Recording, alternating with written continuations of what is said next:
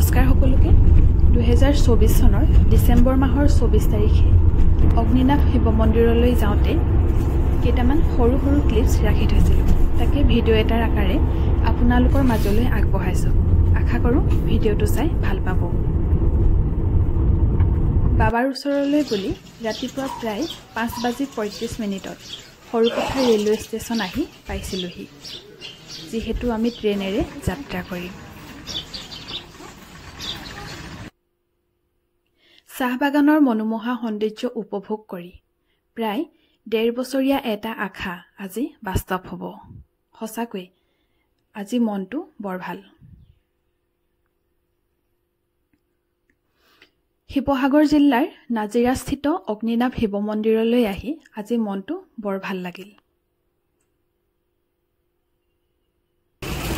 মন্দিৰত সোমাই পোনপ্ৰথমে কৰণীয় সকলোবোৰ কাম ভালদৰে কৰি ললোঁ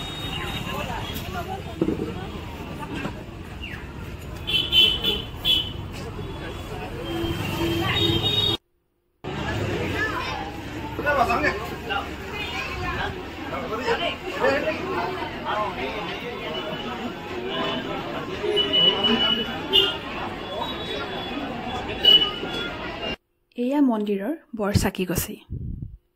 অৱশেষত বাবাক দৰ্শন কৰাৰ সৌভাগ্য মোৰ ঘটিল লগতে আইগৰাকীৰ আশীষ আৰু নিৰ্মালি গ্ৰহণ কৰিলোঁ